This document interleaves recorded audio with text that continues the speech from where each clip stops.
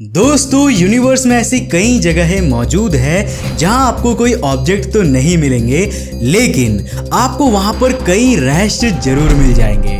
यहाँ पर ऐसे भी कई ऑब्जेक्ट्स मौजूद हैं जिन्होंने अपनी चमक के कारण वैज्ञानिकों को कंफ्यूज कर रखा है। स्पेस मिस्ट्रीज के सीरीज को आपने इतना पसंद किया है कि भाई पूछो मत। यूनिवर्स के रहस्य को तो हर कोई जानना चाहता है और यही कारण है कि मैं आपके लिए पॉपुलर स्पेस मिस्ट्रीज का एक और वीडियो लेकर आ चुका हूँ। आज के इस वीडियो में मैं आपके लिए कुछ बेहद ही दिलचस्प और दिमाग को चकरा देने वाले मिस्ट्रीज लेकर आ चुका हूँ, तो आज के इस वीडियो को बिल्कुल एंड तक जरूर देखना। तो हेलो गाइस, मैं हूं कौशिक और चलिए शुरू करते हैं आज के इस नए एपिसोड को। दोस्तों, आज की हमारी पहली मिस्ट्री है कॉस्मिक वॉइड्स की। ये यूनिवर्स में ऐसी जगहें होती हैं जहां पर बहुत ही कम गैलेक्सीज प्रेजेंट होती है या फिर कोई गैलेक्सी होती ही नहीं। आप ये भी कह सकते हैं कि वॉइड्स बड़े बड़े सुपर क्लस्टर्स को अलग अलग करते हैं। इनके बारे में हम आपके लिए एक सेपरेट वीडियो पहले ही ला चुके हैं। अगर आपने वो वीडियो नहीं देखा है तो ऊपर आई के बटन पर क्लिक करके जरूर देखना। आपको बता दूं कि वॉइड्स ब्लैक होल से बिल्कुल अलग होते हैं। एक तरफ जहां ब्लैक होल्स स्पेस में किसी होल्स की तरह होते हैं, तो वहीं दूसरी ओर वॉइड्स ऐसी जगहें होती हैं जहां ना तो पर्याप्त नॉर्मल मैटर होता है ना ही डार्क मैटर होता है। ये पूरी तरह से खाली होती है, पर इसके बावजूद भी इन्हें देखा जा सकता है। मतलब यार, ये आखिर क्या चीज है? वैज्ञानिक आज भी वॉइड्स के एग्जिस्टेंस और वहां पर इतनी कम गैलेक्सीज के होने की बात पर कंफ्यूज्ड है। वैसे कंफ्यूज तो हम एक और बात पर रहते हैं। एक्चुअली इसे मैं कंफ्यूजन नहीं बल्कि डर कहूंगा। हम सभी की लाइफ खत्म होने का डर और हमारी धरती के खत्म हो जाने का डर। अभी कुछ दिनों पहले ही धरती के पास एक एस्ट्रॉयड गुजरा था।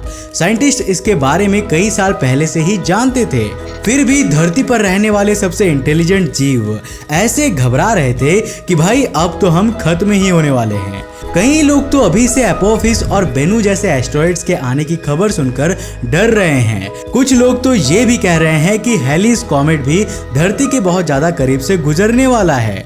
अब सोचिए कि हमारे यूनिवर्स में ऐसे कितने ही ऑब्जेक्ट्स हैं जो एक झटके में हमें खत्म कर सकता है।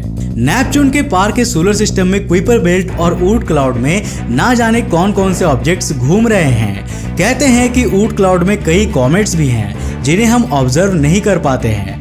कल के दिन अगर ये ऑब्जेक्ट्स हमारे इनर सोलर सिस्टम में एंटर हो जाए और धरती की तरफ ही आ रहे हो, तो हमें उनसे निपटने के लिए मुश्किल से 6 महीनों का ही समय मिलेगा।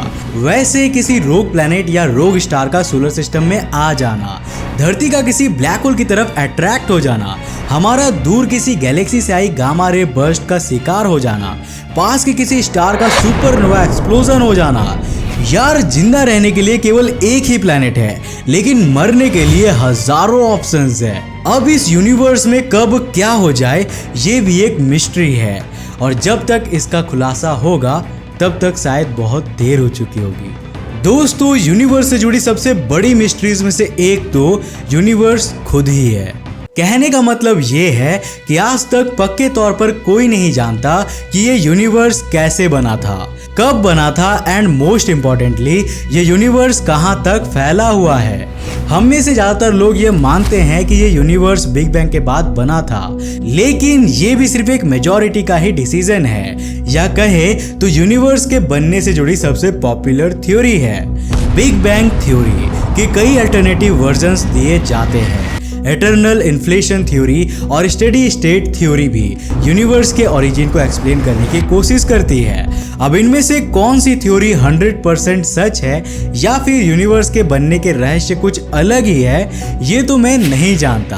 अब जब हम इसके बारे में नहीं जानते तो हम ये पक्के तौर पर नहीं कह सकते कि यूनिवर्स की एज 1370 करोड़ साल ही है या फिर इसमें भी कोई स्कैम है। हमारे ऑब्जर्वेबल यूनिवर्स का डायामीटर है 9200 करोड़ लाइट ईयर्स। ऑब्जर्वेबल से मेरा मतलब ये है कि हम अभी तक इतने ही यूनिवर्स के बारे में जानते हैं और इसके करीब 4% हिस्से को ही एक्सप्लोर कर सके हैं। मैंने अपने एक पिछले वीडियो में आपको 26 अप्रैल 1920 में हुई द ग्रेट डिबेट के बारे में भी बताया था। उस वीडियो में मैंने आपको बताया था कि उस समय के वैज्ञानिक ये मानते थे कि हमारा मिल्की वे ही पूरा यूनिवर्स है और उसके बाहर कुछ भी नहीं है। लेकिन बाद में एडविन हबल की रिसर्चेस और हबल स्पेस टेलीस्कोप जैसे पावरफुल इंस्ट्रूमेंट्स की मदद से हम यूनिवर्स को बहुत दूर तक एक्सप्लोर कर सके। 100 साल बाद अब हमारा यूनिवर्स हमारी नॉलेज के हिसाब से 9200 करोड़ लाइट ईयर का हो चुका है। अब अगले 100 साल बाद हम और कितने यूनिवर्स को जान लेंगे, अब इसके बारे में तो कुछ नहीं कहा जा सकता और ये भी ब्रह्मांड की एक मिस्ट्री ही है। वैसे जिंदा तो हम खाना और पानी के बिना भी नहीं बच सकते। जब हम इंसान अपनी धरती के बाहर जीवन की तलाश करते हैं तो हम सबसे पहले तो पानी ही ढूंढते हैं। पर क्या पानी जीवन के लिए इतना जरूरी है?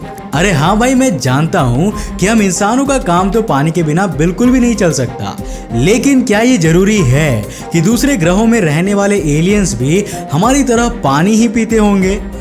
हमारी धरती पर भी ऐसे कई जीव पाए जाते हैं जिन्हें जिंदा रहने के लिए पानी की जरूरत नहीं होती। सेम चीज ऑक्सीजन पर भी लागू होती है। धरती पर मौजूद कई जीवों को ऑक्सीजन की जरूरत भी नहीं होती। तो क्या ऐसा नहीं हो सकता कि दूसरे ग्रहों पर ऐसे भी जीव रह रहे हो जिन्हें पानी और ऑक्सीजन की जरूरत ना पड़ती हो? जुपिटर का चांद यूरोपा और सैटर्न का चांद इंसेलेडस पर हम पानी होने के सबूत खोज सके हैं। हमारे चांद पर भी पानी खोजा जा चुका है और मार्स पर भी पास्ट में लिक्विड फॉर्म में पानी होने के सबूत मिलते हैं। ऐसे में क्या हम कभी इन ग्रहों पर जा सकेंगे और क्या हमें यहाँ पर ऐसे माइक्रोबाइल ऑर्गेनिजम्स मिलेंगे जो इन रिसोर्सेज का यूज करती हो? आज ये सारे सवाल हमारे लिए एक मिस्ट्री है, लेकिन आने वाले दिनों में हमें इन सब के बारे में जरूर पता होगा। दोस्तों, बात है साल 1959 की। कैलिफोर्निया इंस्टीट्यूट ऑफ टेक्नोलॉजी के एक एस्ट्रोनॉमर मार्टिन स्किमिट ने विर्गो कॉन्स्टेलेशन में 3C273 नाम के एक ऑब्जेक्ट का स्पेक्ट्रम ऑब्टेन किया।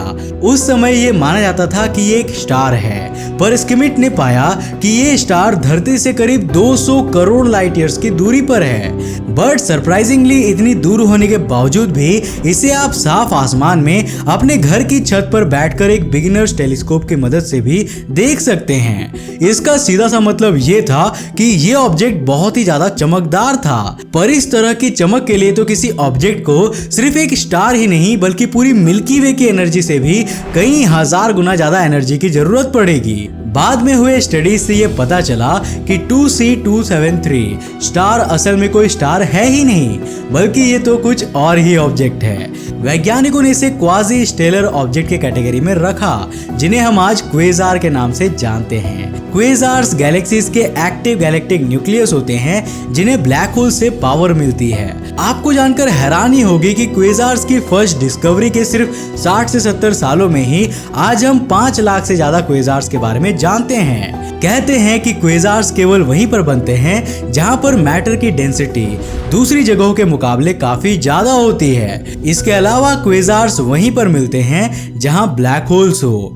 ज्यादातर बड़ी बड़ी गैलेक्सीज के सेंटर में क्वेजार और ब्लैक होल होते ही हैं। लेकिन रहस्य वाली बात तो तब शुरू होती है जब कुछ छोटी गैलेक्सीज में भी हमें इनके होने के सबूत मिलते हैं।